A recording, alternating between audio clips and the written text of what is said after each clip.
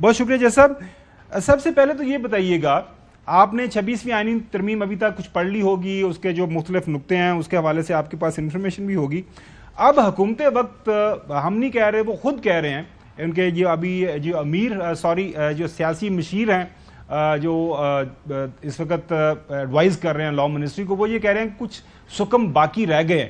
تو آپ کو کیا 26ویں آئینی ترمیم جیسے صاحب لگتی ہے کہ ویل راؤنڈڈ ہے، اس کے اندر جو ہے سارے معاملہ طے ہو گئے ہیں، کوئی پرابلم نہیں ہے؟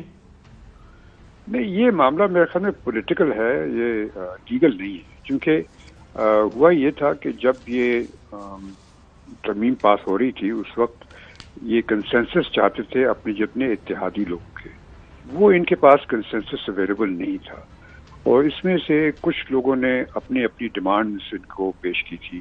خاص طور سے ایم کیو ایم نے ان سے کہا تھا کہ جو آرٹیکل 140 ہے جو لوکل باڈیز کا کانسٹیٹیوشن میں، اس میں ان کو کچھ امینڈمنٹ کی ضرورت تھی. تو اس طرح سے اور بھی کچھ لوگوں نے کی تھی. تو اس وقت تو انہوں نے ان کو سب کو چپ کرا دیا، کہہ کہ ہاں ٹھیک ہے ہم کر دیں گے، لیکن چونکہ ان کو جلدی تھی یہ کام کرنے میں تو وہ انہوں نے کر دیا. لیکن اب چونکہ وہ ختم ہو گیا کام، تو اب دوسرے لوگ جو ہیں جن کو انہوں نے پرومس کیا تھا، اب وہ سامنے آ گئے ہیں اور وہ کہتے ہیں کہ بھئی آپ یہ کریں جو آپ نے وعدہ کیا تھا. اس لیے میرے خیال میں 27 بالکل صحیح. اچھا جج صاحب، آج فل کورٹ میٹنگ ہوئی ہے، اس کے اندر یہ بتایا گیا ہے، بریفنگ کے دوران رجسٹرار نے بتایا ہے کہ 60,000 کے قریب پینڈنگ کیسز ہیں. اب ظاہر ہے ان 60,000 پینڈنگ کیسز میں سے کچھ جو آئینی معاملات کے اوپر ہیں، اور اکارڈنگ ٹو 26ویں آئینی ترمیم وہ سارے کیسز جو ہیں اسٹینڈ ٹرانسفرڈ ٹو دا جو yet to be formulated constitutional benches. اب یہ ڈٹرمنیشن کون کرے گا کہ وہ جو یہ آئینی معاملات ہیں یہ اس طرف جانا چاہیے؟ مطلب اس کے لیے بھی آپ کو علیحدہ کو سیکریٹریٹ کو ایسی چیز بنانی پڑے گی نا؟ جی دیکھیں، یہ تو بڑا مشکل پرابلم ہوگا، کیونکہ جتنے کویسچن جاتے ہیں سپریم کورٹ کے پاس، بالکل صحیح، ان میں سے تقریباً 50% جو کیسز ہوتے ہیں ان میں آئینی پہلو بھی ہوتا ہے. اور جب وہ اس طرح سے جائے گا تو اگر کوئی جج یا کوئی بینچ کسی کیس کو سننا نہیں پسند کرے گی تو بڑے آسانی سے وہ کہہ سکتی ہے کہ جی میں نہیں سنوں گا، پھر وہ دوسری وہاں سے ہٹ جائے گی، تو اور ڈیلیز ہوں گے. تو یہ ایک چیز ہے جو کہ سپریم کورٹ کو کسی طریقے سے اس کو سارٹ آؤٹ کرنا ہے. اور وہ اس کے لیے میرے خیال میں یہ اب نئے چیف جسٹس صاحب جو آئے ہیں انہوں نے آج فل کورٹ میٹنگ تو کی تھی، اس میں یہ چیزیں ڈسکس ضرور ہوئی ہوں گی. اور اس کے بعد پھر ان کو چاہیے کرنا یہ پڑے گا کہ آئین میں چونکہ اجازت ہے کہ سپریم کورٹ اپنے خود رولز بنا سکتی ہے، تو یہ اپنے خود رولز بنا کر کے اس کا کوئی نہ کوئی طریقہ ڈھونڈیں گے تاکہ ایک طریقہ بنایا جائے کہ کون سے کیسز آئینی کورٹ کے پاس جائیں گے اور آئینی بینچ کے پاس جائیں گے اور کون سے کیسز دوسری بینچ کے پاس جائیں گے. یہ بہت امپورٹنٹ کویسچن ہے.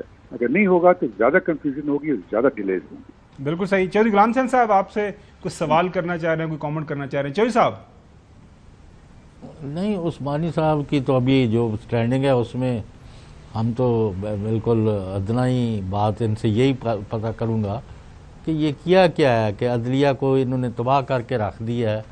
کہ یعنی چاہیے تو یہ تھا کہ اور بہتر جو ہے عدلیہ کے یعنی جو مقدمے درج نہیں ہو رہے، 60,000 ہو گئے جتنے ہو گئے ہیں، ان کو کم کرنے کے لیے کام ہو اور چیزیں ہوں.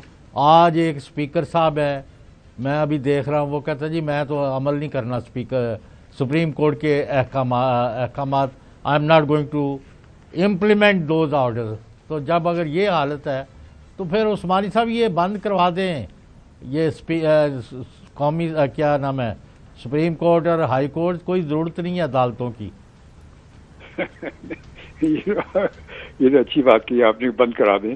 یہ تو ہم لوگ ہمیشہ روز مذاق سے کہتے رہتے ہیں، کیونکہ جب کورٹ میں ہمارے وکیل جاتے ہیں اور جا کر کے واپس آ جاتے ہیں، کیس چلتے ہی نہیں ہیں، تو اب ہم یہی کہتے ہیں بھی کورٹ سے بند کر دیں آپ.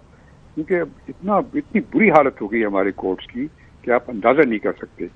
کوئی کیسز نہیں چلتے، کوئی بینچ نہیں بنتی، یہ بینچ ٹوٹ جاتی ہے یا کوئی سنتا نہیں ہے، مذاق ہے.